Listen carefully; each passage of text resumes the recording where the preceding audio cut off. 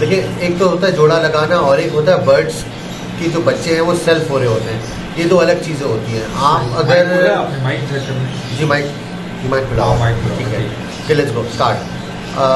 जब हम लोग बर्ड्स से ब्रीड ले रहे होते हैं उससे पहले हम बर्ड्स को बड़ा करते हैं।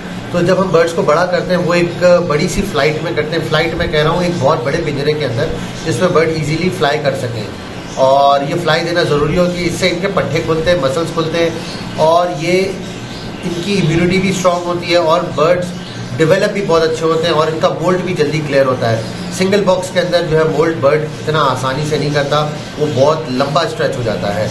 आपने चले अब फ्लाइट में बर्ड्स तैयार करें, उसको फिर आप एक सिंगल केज के अंदर करते हैं। सिंगल केज का साइज़ होना चाहिए 1.5 बाई 1.5 डजंट मैटर। और 1 फीट के पिंजरे में भी आप ब्रीड करा सकते हैं।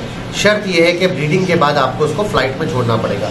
फ्लाइट का साइज़ मैं अंदाज़न बता देता हूँ। एक एवरेज फ्लाइट का साइज़ होता है 2 बाई 5 बाई 2.5, यानी कि 2 फीट चौड़ा, विड्थ उसकी 2 फीट है और उसकी जो जो उसकी लेंथ है, लेंथ उसकी होगी 5 फीट, विड्थ उसकी होगी 2 फीट और 2.5 फीट उसकी हाइट होगी। इस तरह के केज में आप बर्ड बड़ा करते हैं। और जब आप बर्ड्स इसको छोटे से भी पिंजरे में ब्रीड करते हैं उसके बाद आपके पास आते हैं चिक्स।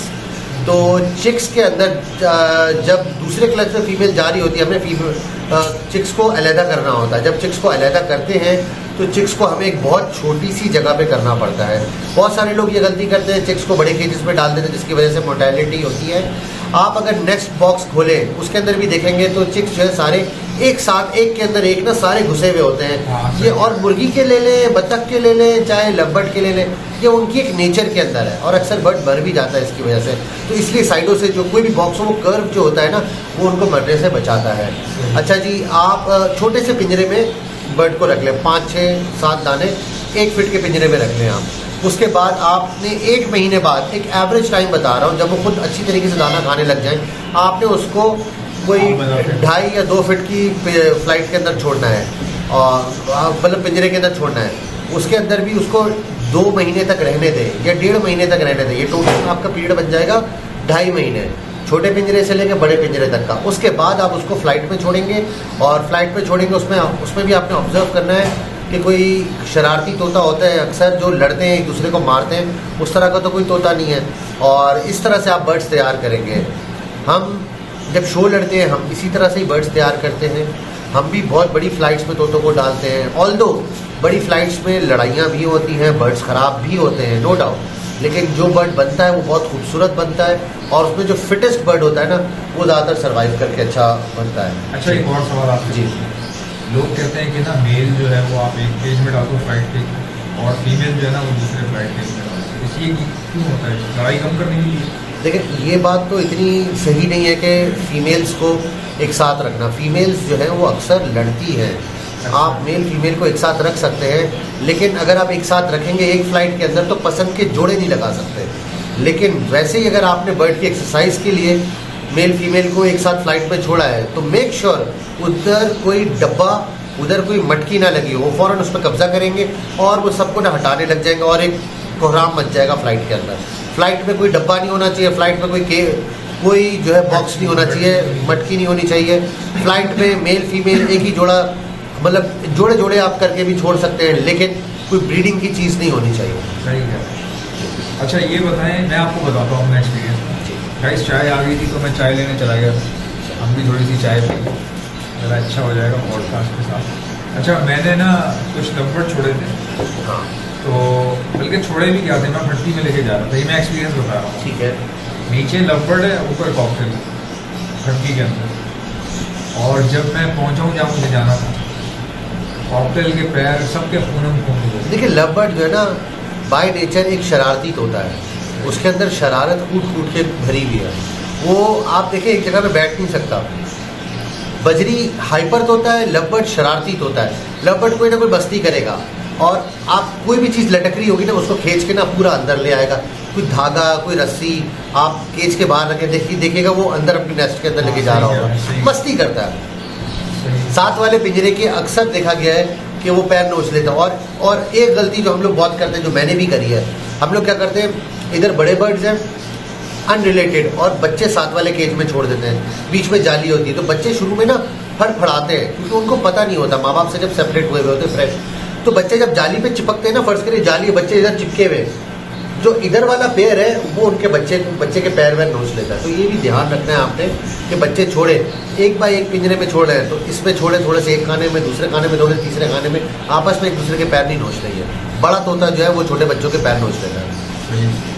अच्छा, मैं आपको एक दो चीज़ें बताता हूँ। ये जो सेटअप के अंदर जब बारिश होती है उस वक्त कुछ पीसेस जो है ना ख़राब होना शुरू हो जाते हैं। ख़राब कैसे?